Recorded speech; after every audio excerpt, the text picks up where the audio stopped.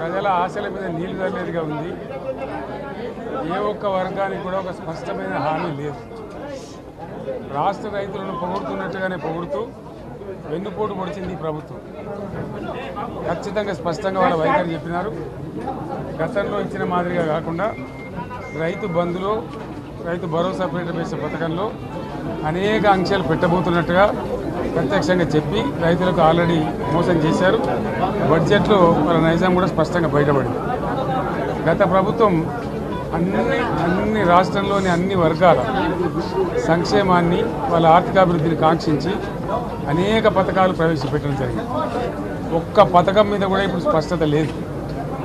For example, యాదవుల కోసం ఉన్నటువంటి వాళ్ళ అభివృద్ధి కోసం పెట్టినటువంటి గొర్రెల పెంపకం పథకాన్ని టోటల్గా మూసివేసినట్టుగా మనకు అర్థమవుతా ఉంది. ఇప్పటికే యాదవ సోదరులు చెల్లించిన డిపాజిట్ కూడా తిరిగి వాపసు తీసుకున్నది ఈ ప్రభుత్వం. ఎక్కడ కూడా లేదు. అత్యంత అడుగు వర్గాలు అని డబ్బా కొట్టినట్టు కొడుతూనే వాళ్ళ గొంతు కోసింది ప్రభుత్వం. దళిత వర్గాల కోసం గతంలో ప్రవేశపెట్టిన విప్లవాత్మకమైనటువంటి దళిత బంధు పథకాన్ని ప్రస్తావన కూడా లేదు. ఇది చాలా దురదృష్టకరం. దళిత సమాజం పట్ల వీళ్ళకు ఉన్నటువంటి నిర్లక్ష్యానికి, వాళ్ళ ఫ్యూడల్ విధానానికి ఇంతకన్నా గొప్ప నిదర్శనం ఇంకోటి అవసరం లేదు. అదేవిధంగా మత్స్యకారులకు ఆ భరోసా లేదు. ఎవరికి కూడా చెప్పుకోదగ్గ భరోసా లేదు. ఇందులో విశేషం హైలైట్ ఏంటంటే, ఆర్థిక మంత్రి ప్రతి మాటను ఒత్తి ఆ డబ్బు వచ్చినప్పుడు అదేందుకు పెద్ద మహాప్రపంచ విజయంలాగా ఒత్తి చెప్పడం తప్ప కొత్తది ఏమీ లేదు. ఒత్తి పలుకులు పలకడం తప్ప కొత్తగా చెప్పింది ఏమీ లేదు.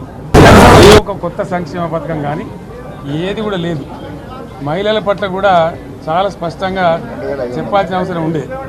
కానీ వాళ్ళు మేము 1,00,000 కోట్లతో అన్ని రుణాలు, ఆ రుణాలు వీలేదో ఇస్తున్నట్టుగా ఆల్రెడీ ఉన్న స్కీమే, నథింగ్ న్యూ అబౌట్ ఇట్, ఏమి లేదు. వెరసి ఇష్యూ యాజ్ ఏ హోల్. దురదృష్టం ఏంటంటే, చాలా బ్యాడ్ లక్ ఏంటంటే, మేము కూడా ప్రభుత్వం ఏర్పడిన తర్వాత కనీసం ఒక 6 మాసాల సమయం వాళ్ళకి ఇవ్వాలని మేము అనుకున్నాం. నేను కూడా శాసనసభకు పెద్దగా రాలేదు. కానీ ఈరోజు బడ్జెట్ చూస్తే ఏ ఒక్క పాలసీ ఫార్ములేషన్ జరగలేదు. రాష్ట్రానికి సంబంధించినటువంటి ఏ ఒక్క విషయంలో కూడా ఈ అర్భక ప్రభుత్వం ఇప్పటి వరకు పాలసీ ఫార్ములేషనే చేసినట్టుగా కనపడతలేదు.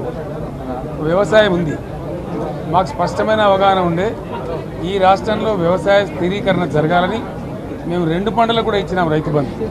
వీళ్ళు ఎగ్గొడతామని చెప్తా ఉన్నారు. మేమేదో రైతులకు ఇచ్చిన డబ్బును దాన్ని పాడు చేసినాము, చెడగొట్టినాము, దుర్వినియోగం చేసామన్న పద్ధతిలో దురదృష్టకరమైన వ్యాఖ్యలు చేస్తూ ఉన్నారు. అంటే ఇది పూర్తిగా రైతు శత్రు ప్రభుత్వం అనేది తెలుస్తూ ఉంది.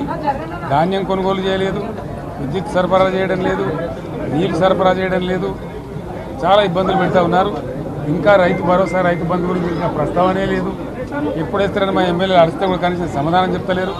కాబట్టి రైతులను వంచింది ప్రభుత్వం, వృత్తి కార్మికులను వంచింది. ఒక్క పాలసీ, ఇండస్ట్రియల్ పాలసీ ఏమి లేదు. బట్టి గ్యాస్ ట్రాష్ పంచరంగ ఈస్మాన్ కలర్ లాగా చెప్పడం తప్ప, స్టోరీ టెల్లింగ్ లాగా ఉన్నది తప్ప బడ్జెట్ చెప్పినట్టు లేదు. రాష్ట్రంలో వ్యవసాయ పాలసీ ఏమిటి, పారిశ్రామిక పాలసీ ఏమిటి, ఐటీ పాలసీ ఏమిటి, ఇంకా ఇతర అనేక పాలసీలు, పేద వర్గాలకు సంబంధించిన పాలసీ ఏమిటి అనే దాని మీద ఏ ఒక్క దాని మీద కూడా గ్యాసు ట్రాషే తప్ప, చిల్లర మల్లర ప్లాట్ఫామ్ స్పీచ్ లాగా ఉంది తప్ప అది బడ్జెట్ ప్రసంగం లాగా లేదు.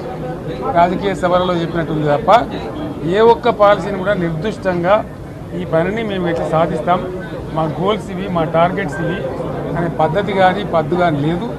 ఇది పేదల బడ్జెట్ కాదు, రైతుల బడ్జెట్ కాదు, యువల బడ్జెట్. విశ్లేషణలో మీకు తెలుస్తుంది. భవిష్యత్తులో బ్రహ్మాండంగా మేము దీన్నంతా కూడా చీల్చి చెండాడబోతాం. Thank you.